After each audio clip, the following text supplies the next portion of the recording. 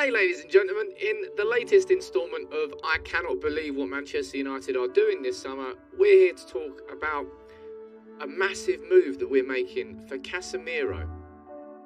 I know, Casemiro is one of the best defensive midfielders in the world and has been for a good few years, but this has kind of taken us all by surprise and really accelerated this week. It seems like Manchester United are diverting attention and clearly funds away from Frankie de Jong, and we're having a conversation about Casemiro. He isn't the main conversation. We're focused on the Glazers. I've given, and I will have done, and I will continue to do plenty of content, but I have to talk about the transfers that are ongoing at the same time. What I'm going to do in this video is run through the full story of Casemiro to Man United, where it's developed from, where it's got to at the moment, and let's have a conversation about the idea of signing Casemiro, the pros and the cons, because there's definitely two sides to this coin. So make sure you subscribe to United People's TV. If you do enjoy this content, I need to update that video there. And make sure you hit the subscribe button, make sure you hit the notification bell as well. I'd love to have you as part of the community. But yeah, Casemiro. I mean, what a midfielder Casemiro is. Part of that Real Madrid team there alongside Kroos and Modric. An absolute dominant midfielder. And now he's being linked with Man United. Not only being linked with Man United, we are going after him. Let's run through the full story here. The latest update from David Ornstein and Simon Stone from the BBC. Only going for the top sources here. Casemiro transfer is now the main focus for Manchester United before the window shuts. This is what David Ornstein says. Let's run through it. Manchester United's key focus before the window closes is Casemiro, and a deal between the two clubs is progressing.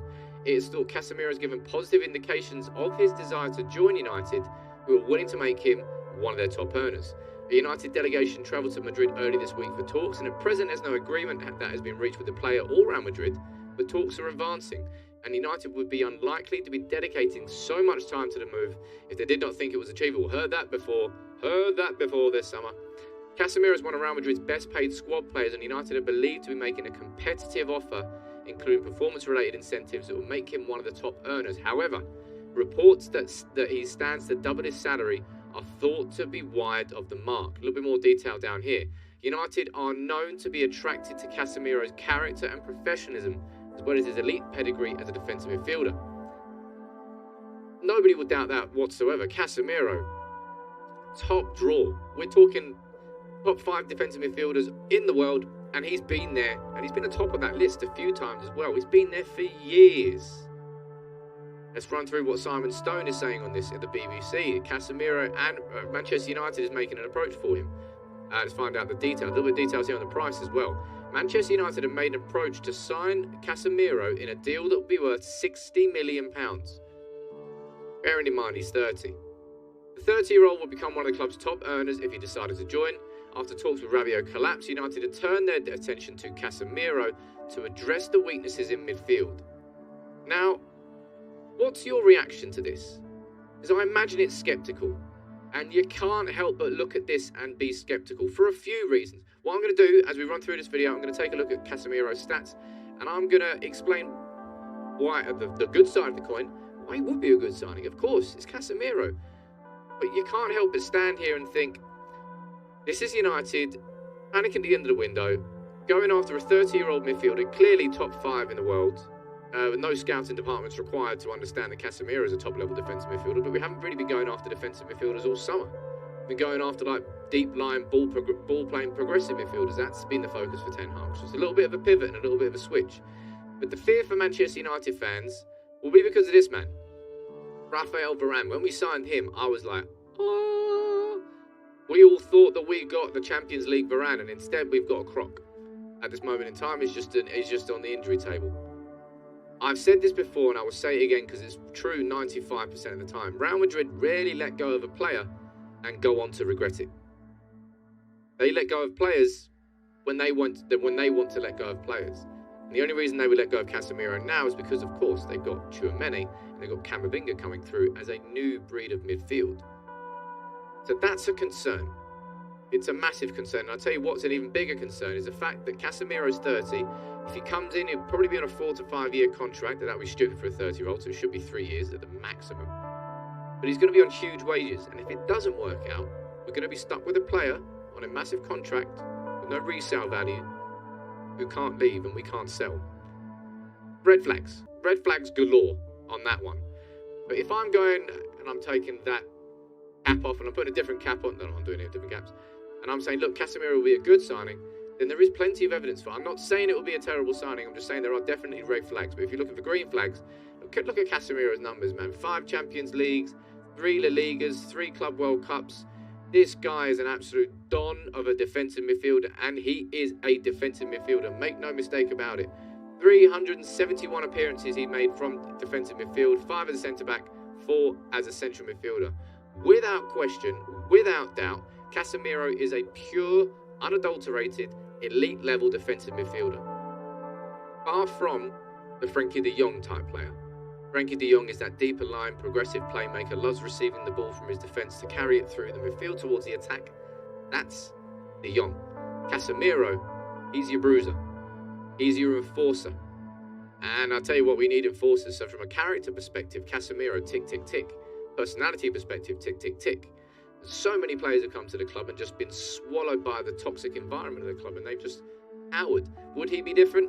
You'd hope so. But it's a massive risk. There's no doubt about it.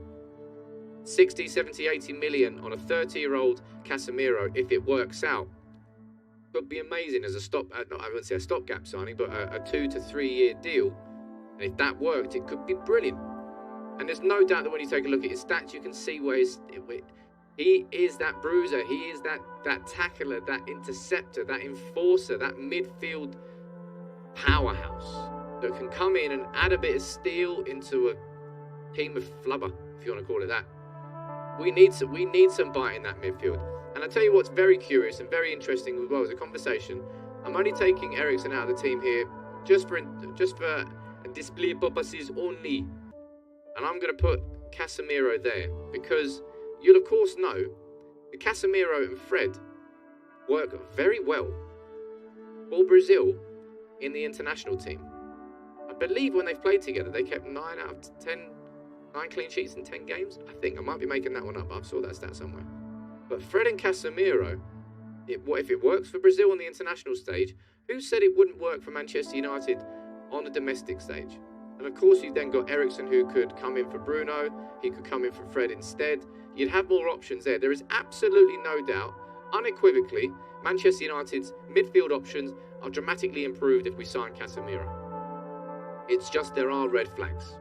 There are concerns. His age, the fact that Real Madrid don't really let players go unless they want to let them go and they're fine with it and they don't really go on to regret it. And the fact that if it doesn't work out, we're going to be left with a player there on huge wages that we can't sell on. And these are the sorts of players that we need to move away from. These are the sorts of transfers that have kind of stung us recently. And the Varane situation is a perfect example of it not working out from Real Madrid when you really, really do think it's going to. Now, first and foremost, what I would say, I say first and foremost, it's not really first, but it is foremost. The Glazers and what we're doing here and what we're fighting for and the protests before Liverpool and the conversations about Ratcliffe and everything, that is our priority. That's our biggest priority this season. But if we can do both, I don't particularly see that signing Casemiro takes away from that. It won't change anything in the mindsets of fans, not at this stage. I don't think so anyway. Maybe it will change a public perspective, but this Erik Ten Hag needs more. This season's going to be tough as hell. Even if Casemiro comes in, it's not the solution, it's not the be all and end all, but it will come in and dramatically improve that midfield setup, that midfield shape. He would definitely allow our defenders to improve because they would actually have protection in front of them. They'd have a defensive midfielder that knows how to be a defensive midfielder. And I can't sit there and lie and say I'm not excited about the idea of Casemiro, considering how long I've wanted Manchester United to sign a defensive midfielder for. Erik Ten Hag, hands out. Just give me players, man. Give me players. We all thought it was going to be Frenkie de Jong, but according to David Ornstein here, the main focus now is Casemiro. Let's see whether this goes through. But that's the full story of the Casemiro to Manchester United reports at the moment. They're much further. It's not just reports. It's not just hot air. We are definitely in for Casemiro, and he's an elite level midfielder. But what's your opinion? Where do you stand on it? Are you concerned about the age? Concerned about the wages? Concerned about the type of transfer it is? That they won't leave Real Madrid unless it's good for Real Madrid? You let me know what you think in the comments below, and ultimately, you let me know whether you would want Manchester United to sign Casemiro, or look elsewhere, or maybe just sign nobody at all. You can really focus purely on the Glazers only and getting rid of them. You let me know what you think in the comments. It's such a crazy time right now for United. It really, really is. I genuinely feel sorry for Ten Hag.